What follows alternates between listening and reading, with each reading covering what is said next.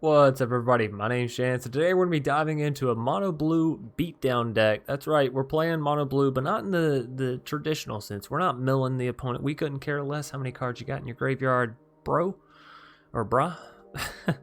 Our whole goal today is to smash face with some flying creatures, with some big sharks, with some big whales, and of course, with the Leviathan Crab Charix. Because, you know, we've yet to actually see this card played, the activated ability activated. We haven't seen this smash anything.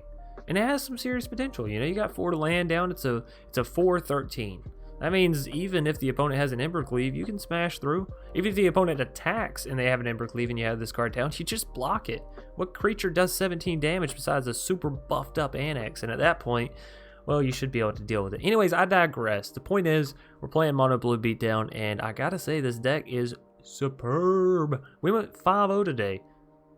Just 5 wins, smashing people. So, diving into the lower end, I'll stop ranting about it. We have 3 copies of Merfolk Windrobber. This 1/1 flying creature is super amazing. One, it's a flying creature, so whenever you go to mutate your Pouncing Shoreshark or your Sea-Dasher Octopus, they're flying, so they just get around easy. They draw you cards easy. They allow you to bounce or get in damage easy, right? Not to mention the fact that if your opponent does have 8 or more cards in the graveyard, again, this is not a mill deck, but if they do happen to have it mid to late game, then you can sacrifice this creature and draw a card, which is always nice.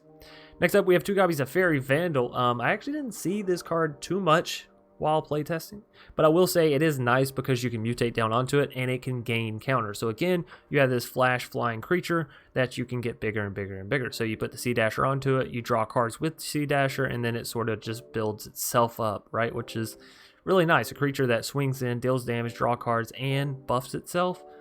Yeah, sign me up. Frantic Inventory, 4 copies as per the usual. This 2 mana instant speed allows you to draw a card, then draw cards equal to the number of cards named Frantic Inventory in your graveyard. So of course, the more you have in your graveyard, the better. Also, this card works fantastic with Waker of Waves. 7 mana, 7/7 creatures your opponent control get -1/-0. However, you can also pay 2 mana, discard Waker of Waves from your hand. You can do this at any point, just like an instant speed spell. Look at the top 2 cards of your library, put one of them into your hand and the other into your graveyard. Now, if you ever see a Frantic Inventory and you don't want to, use it, put it in your graveyard. You're just making the rest of them that much better. Take the other card. Anyways, Lofty Denial for some excellent removal that's also pretty cheap. Sea Gate Stormcaller to help us copy our Frantic Inventories, our Brazen Borrower, our Brazen Borrower bounces, things of that nature, right? Actually, that's pretty much it. You can copy things like Sublime Epiphany, but that's more so for you to have fun. Anyways, we have Midnight Clock to, of course, restock us if we're up against rogues. It also helps ramp us, which is nice because we have these big sharks. We have 2 copies of Mystical Dispute, just in case we are up against rogues, because of course you don't want to see that stuff, right? Brazen Borrower to help us bounce our opponent's stuff while also giving us a 3/1 in the skies to help deal incredible damage. Didn't say please, more counter magic. Does help us mill them, which does help the Merfolk Windrobber, but it's just because, like, you pick your 3 mana counter spell. Do you want this one? Do you want the one that cycles? Do you want the one that doesn't do anything? It's really up to you. Sea-Dasher, of course, 3 mana for a 2/2 with flash. However, you can mutate it down for just 2 mana. Then it's a 2/2, flash flying creature, whatever. Draw a card whenever it deals combat damage to a player.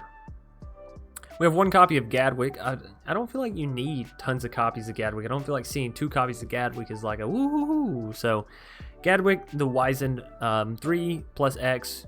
Whatever X is, you draw that many cards. Whenever you cast a blue spell, you tap a non-land permanent the opponent controls. Next up, Charix, we already talked about. Pouncing Shoreshark, we already talked about. Thryx, y'all know I've sort of been loving this card here recently. 5 mana, 4/5. Flash flying spells with converted mana cost 5 or greater, cost 1 less, and it can't be countered. So, of course, your Voracious, your Pouncing Shoreshark, if you're casting it down, just as a creature, your Waker, your Sublime Epiphany, all this stuff comes down uncounterable and for 1 less. We just have it in here as a one-off because, well, it's a 4/5 flash flying creature, so all that stuff is great, and then the extra ability is just a nice little caveat. 5 mana for this 5/4 creature that also allows you to counter target artifacts or creature spells is beautiful, not to mention the fact that it's a big old cool looking shark just makes me happy. Sublime Epiphany is next but not last. We have 6 mana, instant speed. Choose one or more. You can counter target spell. You can counter target activated or triggered ability. You can return target non-land permanent to its owner's ability, or to its owner's ability, to its owner's hand. You can create a token that's a copy of a target creature you control, and you can choose a target player to draw a card. Obviously, you'll be choosing yourself on that card draw. So, a lot of stuff you can do here. It's 6 mana, instant speed. It essentially answers everything, right? Essentially answers everything. You can even copy. You can even counter a Yugen ability. That Yugen exile, boom, counter target activated ability. Get out of here, Yugen. Anyways, last is the Waker of the Waves, the big old 7 mana 7/7 shark, or sorry, whale, not a shark. It's not even a whale shark. It's just a whale. Beautiful card. If you do manage to get it down, obviously, you know, it smashes face. Smashes face.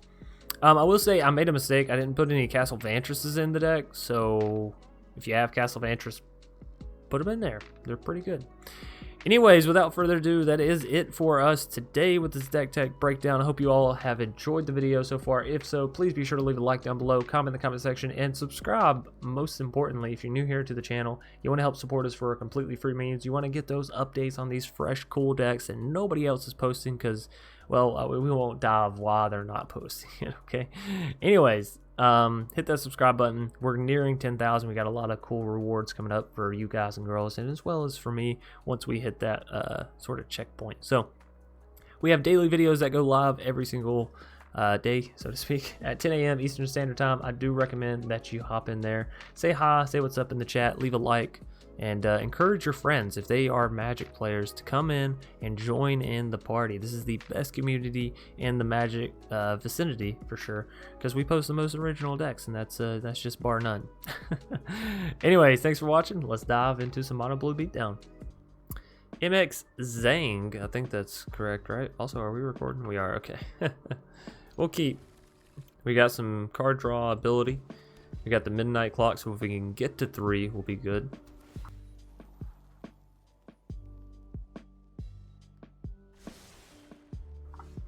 And hey, look at that, we're to 3.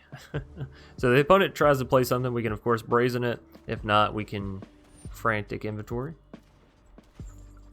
Skull Prophet. I think that's worth a bounce, you know?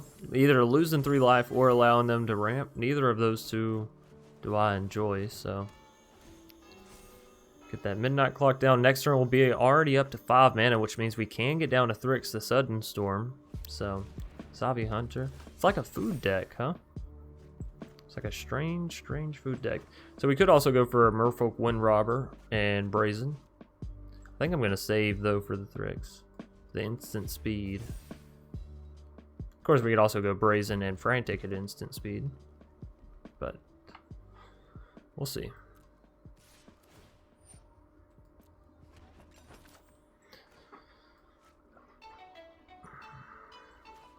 I'm skeptical.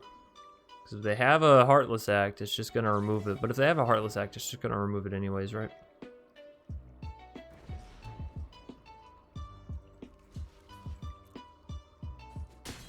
Oh, got him.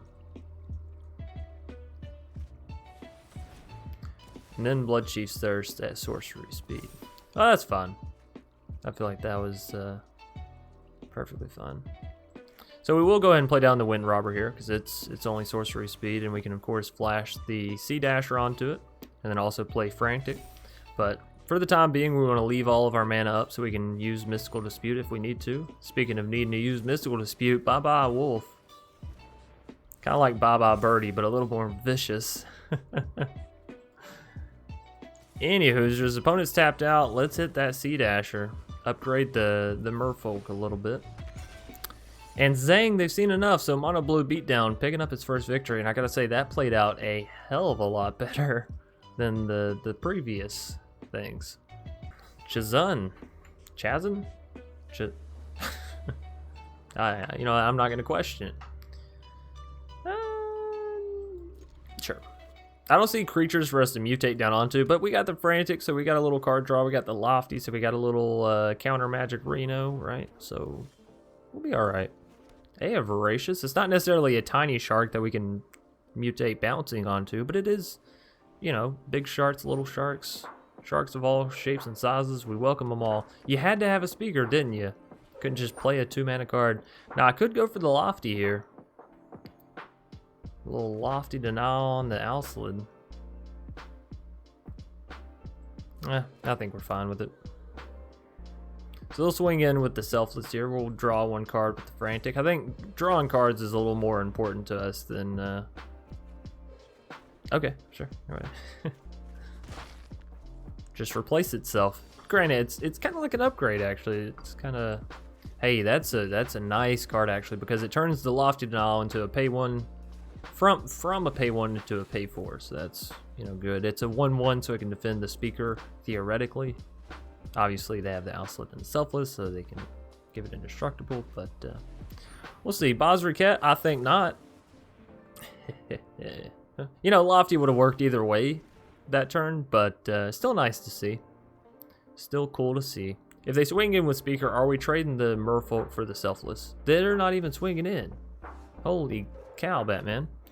Well, if we could have found 1 more land, Pouncing could have gone off. I say we play this thing at sorcery speed. We pray for that other land.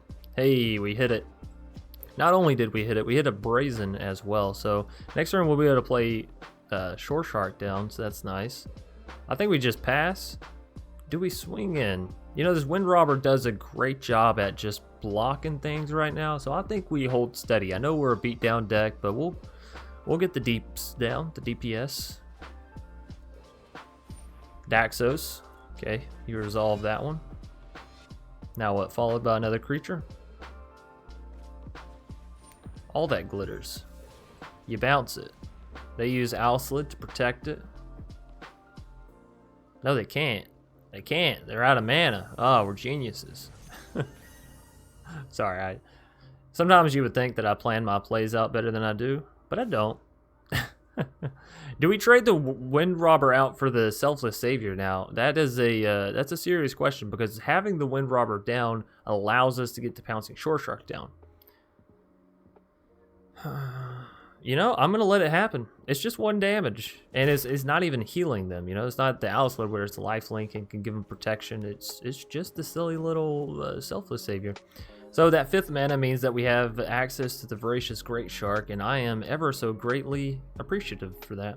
So again, no attacks. I think this Windrobber does good work. You know, it keeps the Owlslid at bay. So it has so far protected us from 4 points of damage, which is like kind of insane if you think about it. Now we could allow that to hit and then Pouncing Shoreshark later, right, to bounce it. And I think that's what we're gonna do. I think there will be later, greater, bigger, badder threats.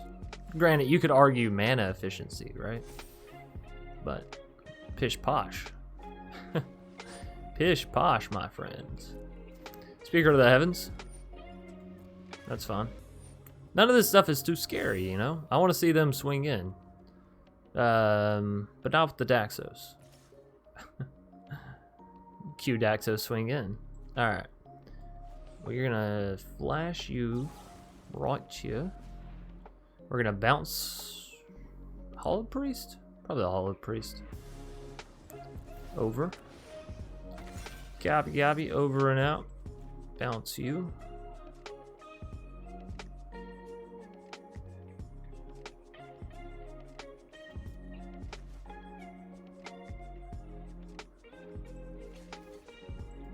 Block. Alrighty. So we won't kill the Daxos, but this is all right.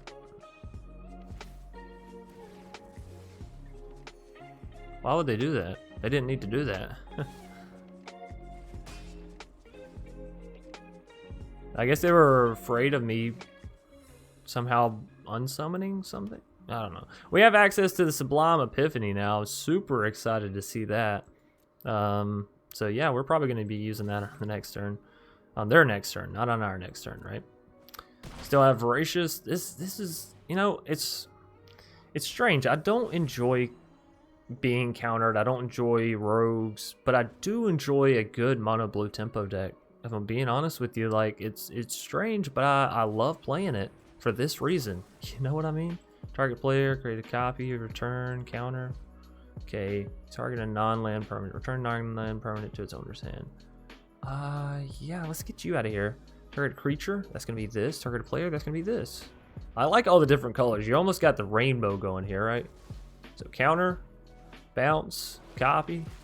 Oh, and it has flying. It has everything that the other one has, right? I forgot that about mutate. When you copy it, you get the full copy. So yeah, picking up another victory with Mono Blue Beatdown. Planeswalker. We're playing against the original Planeswalker. Boy, that would be a cool set to see based off, you know, like the original. Although I'm sure they've already alluded to the original somewhere, some shape, right? If they have it, that'd be a cool little spoiler featurette.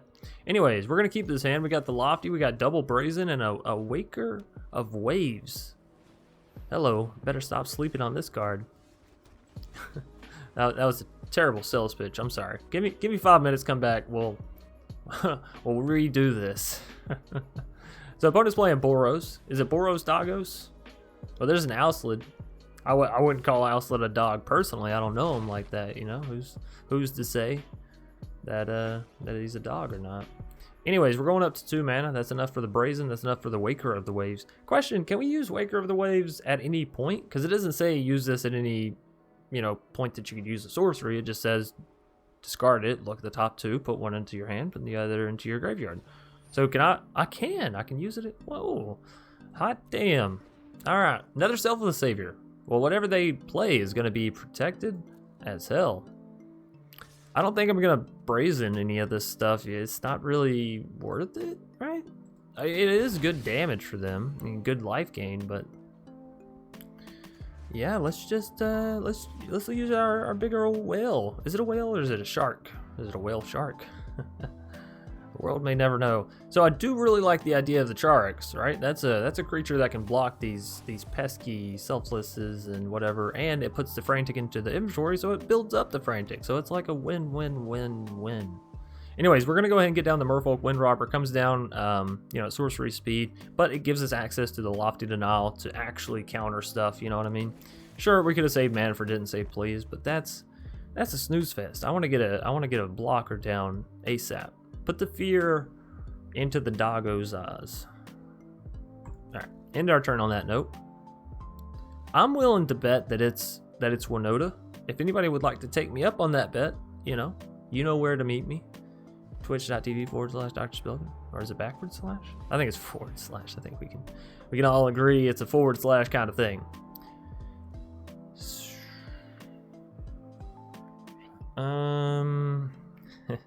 So I could do this funny thing. They hit Glass Casket. They take my Merfolk. I bounce Glass Casket. Merfolk comes out. Merfolk blocks one of their creatures. And I think that's what I'm going to do. So they take Merfolk. Now they're like, ooh, faces the place. I'm going to win so hard. Now they may end up retaking my Merfolk, okay? That's just something we got to live with. Just something we got to live with. Oh, no, because we're going to block, right? We're not going to give them the option? Or do we give it right back to them? I don't think so. I think we block out the Owslid. Take out the life gain. Now, that does mean that Glass Casket can later take our Brazen. We'll just, never play the Brazen. Haha. Alright, Charix. You be that big old wall that I need you to be. Ooh, yeah, it's big crab time. It's a Leviathan crab. Actually, you know what's funny? I just played the crab that we're playing on. Hey! Whoa, that's rude. We don't even get to get the crab back now. They just straight up took my fucking crab. What's your problem, bro? Planeswalker? That is your real name? Think you can just come in and take a man's crab? This conversation is not heading in a great direction, and I'll acknowledge that now. So I digress. We'll move on. I'm gonna bounce that Skyclave though. You can bet your sweet ass it's getting bounced. Okay, so if we bounce the Skyclave, then we need to use Didn't Say Please here, right? Right, Rightaroo. We're not putting down a Brazen, and I know they were thinking, oh, I'm gonna Glass Casket this Brazen when it's played, but joke's on you. I'm gonna wait till you swing all in. I'm gonna bounce this guy. Girl? What is an what is Skyclave apparition? I know what an apparition is, but what is specifically this here Skyclave one? Now they can still glass casket my 4/4, so that's, you know, it is what it is. They don't? What? Why? Why not? You have the mana available, you have the card available. You're just giving me a chance to come back. So do we race them? I mean, my gut says, well, fuck yeah. So yeah, we're doing it. Bam, 4 damage to the face. We have so much counter magic. Yeah, I can't not. So they play Skyclave. No, Winota. Well, just serve it up something nice and easy for me. So I could either go for a Brazen and then Lofty, shut them down hard, or just go for the Sublime Epiphany. Let's go for the Sublime Epiphany, shall we? This one always makes people real mad. So return, that's gonna be you, buddy. Target, that's gonna be that. And player, that's of course always us. So Sublime, do your thing, make them scoop. I've rarely seen people stick around through Sublime Epiphany, especially when you counter their Winota. That's a it's a rough feeling. So Selfless is gonna come back down. We of course have the Voracious Greatshark now though, so we can. What are they doing? No, I don't want to play this card now. It makes too much sense. Whatever. So they left our 4/4 alone, gave us 2 4/4s. Now they're looking at 8 points of damage to the face. We're gonna get it and end our turn. We have the Voracious Greatshark. We can of course counter the Skyclave if they go to play that. Linden, huh? Well, we can always Pouncing Shoreshark. I think I just want to go for the Voracious. Like, you know, at this point, I think we're in control from here on out.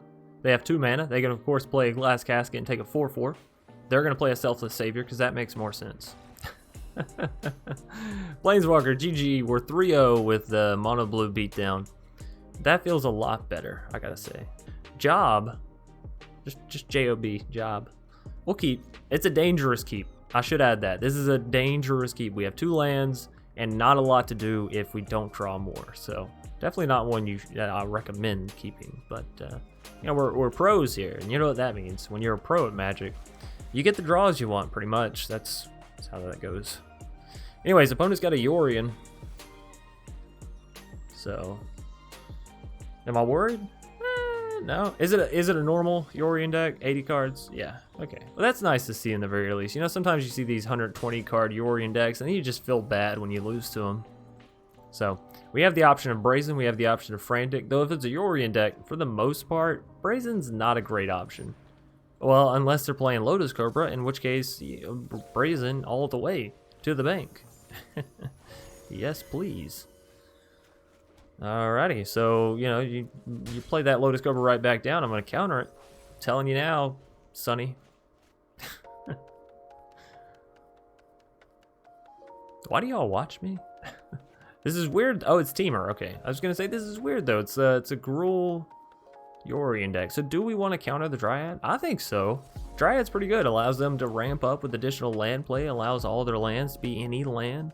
That's insane value. It is insane value. I think we go for the Frantic and the card draw. It's either that or I'm jamming down a Brazen for the extra damage.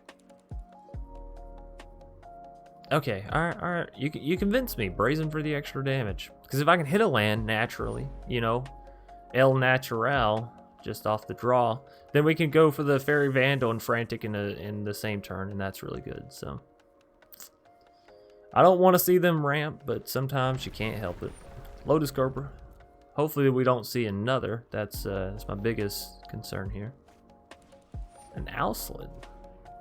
So it's a 4-color deck here. That's even more strange.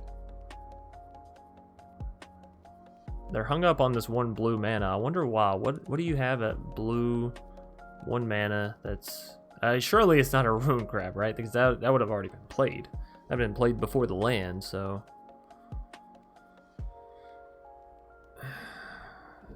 Is it the Owslid sacrifice? Yeah, are they just not like... Yeah, okay, so that's probably it. They probably just didn't like realize or remember, whatever you want to call it. Anyways, we're going to get down the Brazen. Doesn't give them a whole lot of extra knowledge there. Missing that land drop, kind of crucial, because it means we're going to miss hitting the Voracious Greatshark on curve. And something tells me with this Yorion deck, that's it's not acceptable. So we missed the land drop again, actually. Yikes. We're going to swing all in. 4 damage to the face, taking our opponent down to 13. We're still kind of doing our job, you know? Still kind of getting there. And again, we do have the didn't say please, so if they try to play anything too spicy, we just shut that shit down. What do we mill here? Give me something good. Another land? Well, we've milled them, you know, quite a few lands. They might be getting a little mana screwed themselves here. Of course, they have a Cobra, so if they do hit a land, they get good payout. But anyways, we'll see. Oh, I was hoping you'd play that. So they probably do have another land in hand, right?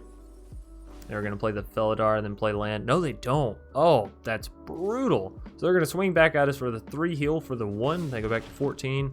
Next turn, we can take them back down to 10. Give me a land. Oh, that's beautiful. That's what I'm talking about. Faerie Vandal, come on down. I know you can come down at flash speed, but Frantic won't work at flash speed, so we just got to do what we got here. Voracious is going to be available next turn, but for right now, we just got to sit here with our asses out, so to speak. Setessan? This is such a strange deck, and I love it. Setessan, Ashaya, Lotus, Dryad, Felidar. It's like a 4-color landfall enchantment deck. We've done enchanted landfall before. Y'all know I'm a huge fan of that, but we didn't do it Yorion style, and I gotta say, I'm excited. You know, Yorion allows you to re-proc all the enchantments. So you can re-enter your Ouslids, right? Yeah. So spicy. They've already played a land, so thankfully they can't replay that or additionally play that land, if that makes sense. Now it is going to deal a little bit of damage to us, but we're not too worried about that. What we mostly don't want to see is board wipe, right? We have 4, 5, 6 damage in the sky as is. They're at 10 life. You know, they're really on a clock here for getting rid of our flyers. So that's the nice thing about Mono Blue Beatdown. You don't just have creatures on the board, you have flyers on the board, right? You got the flyers and big sharks. You got cool flyers and you got big sharks. It looks like Faerie Vandal and Brazen Borrower are either the same creature with the hair pushed to one side or the other, or they got to be like cousins or brothers or something, because they look way too similar, even in the wings. So we have 5. Oh, we are one point of damage away from lethal, actually, with the Pouncing Shoreshark being able to mutate onto the Windrobber, right? Because it'd be 4, 3, 7 is 10. Or is 7, sorry, plus 2 is 9, which is not 10. Specifically, not 10. Alright, so we'll swing all in. Take them down to 4. Mill them another card, Omen of the Hunt. And, you know, keep up the counter magic, keep up the Pouncing Shoreshark, and we'll see which one we need, essentially. If we get to hit another land, that would have been nice for the Sublime Epiphany, of course, but I won't complain about a Shoreshark. Alright, job. You got a job to do. Can you... Oh, you move? Yeah. Setessan Champion. I see a scoop coming along. Or maybe they just let us win. Yeah, okay. Well, either way, Mono Blue Beatdown 4-0. We're undefeated. Kagan. Kagan? I like the name, but it's a little odd. We're going to keep this. We got the Windrobber. We got the Waker of the Waves. Do we have any other W's I can say?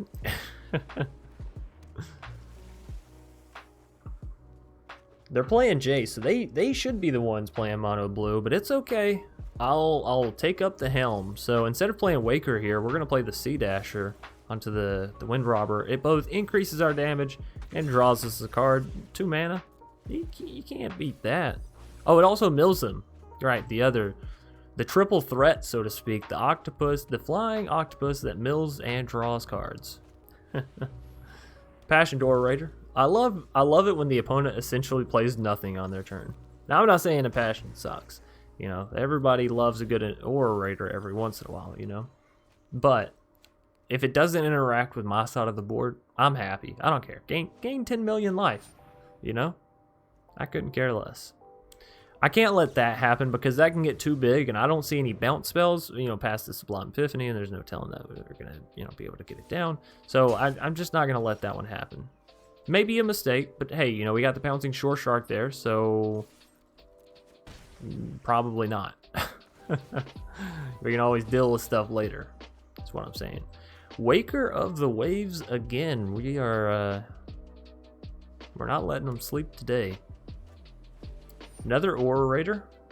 Yeah, you can pass. I don't mind you gaining tons of life off the stuff there. Like I said, you want to gain 10 million life, gain 10 million life.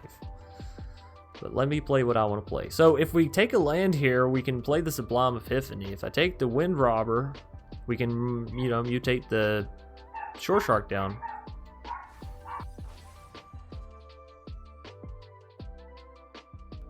So we're going to take the Windrobber. Post the Chihuahua's thoughts. Do I want to cycle the other? I think so. I love cycling these Wakers. They're so... Oh, okay. Well, I'm really glad that I didn't take that land the first go around then, huh? Alright, so we're up to 5. That's a Charix plus Windrobber. That's a Thryx if we want it. It's a lot of good stuff, I'm not going to lie. I think first things first, we swing in with the Sea-Dasher, because of course we have more cards to come. Getting rid of all that glitters. We got a Frantic. Oh my goodness. How do you even decide what to do here? We don't quite have enough for the counter magic, so I feel like I want the Windrobber down and I want the mutate ability there.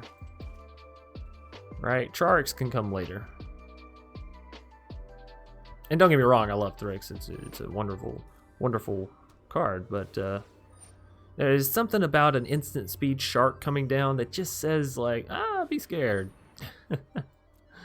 So, Hollowed Priest, they're feeling pretty good about themselves now, I bet. They're like, we got some cards, we got some creatures.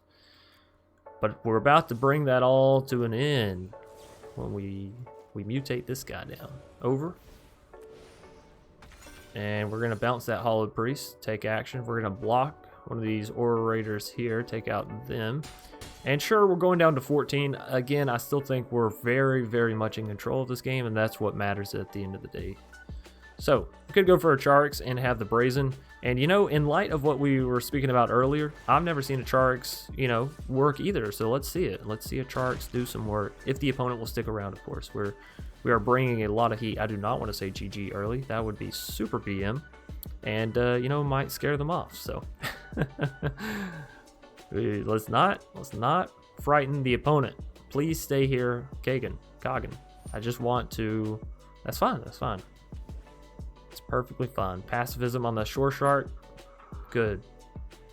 I want you to feel a little more settled in, you know? So how much does this cost? It costs 3. Okay, we're going to be at 6-7 mana on the next turn, which means I can't use Sublime and change this. But it will be a 7/10. A 4 mana 7/10. You know, that's not... Of course, it costs 3 mana to activate, but that's not the world's worst thing.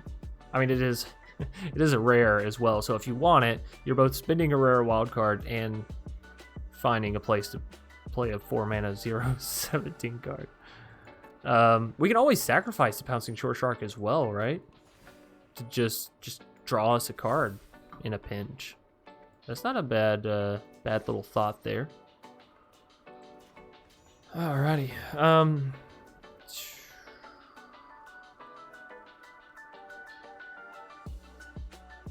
I mean, it isn't... We're just basically juggling their creatures at this point, right? So it doesn't really matter too much.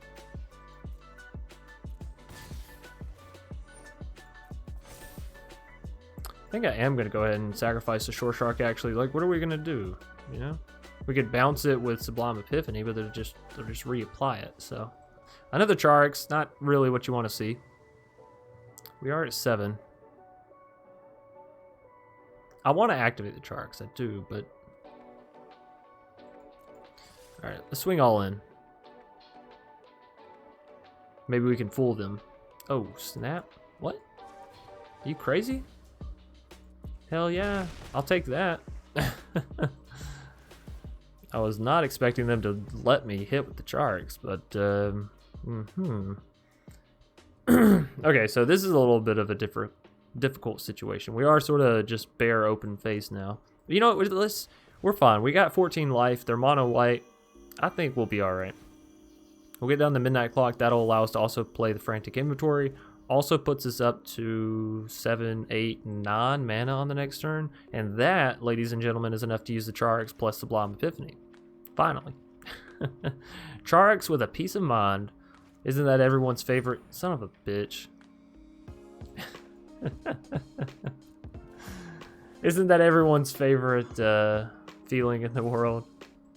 Charix with a little peace of mind. Another midnight clock off of the draw there. That's fine. So we're going down to 10. The opponent's like, oh man, I might actually be doing this. Another Sublime Epiphany. That is so good. This is so good.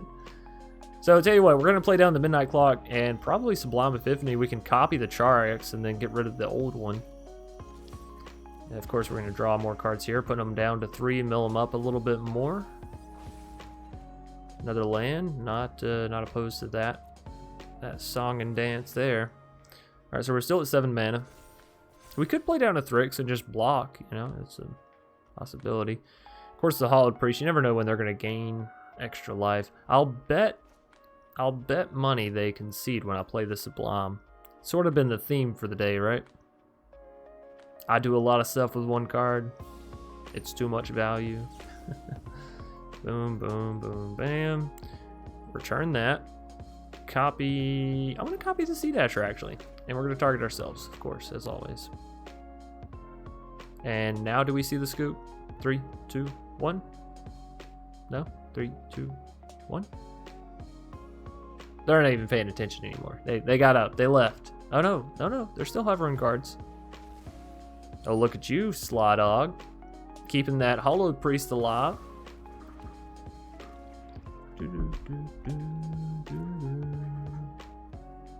Love it. Another flying sea-dashing octopus. It's a little oxymoronish, if that makes sense. A flying sea-dashing octopus. You can't be flying in the sea at the same time. You're either flying or swimming. Anyways, we're picking up the victory there. And what is that, 5-0? Mono Blue Beatdown? That's a little insane.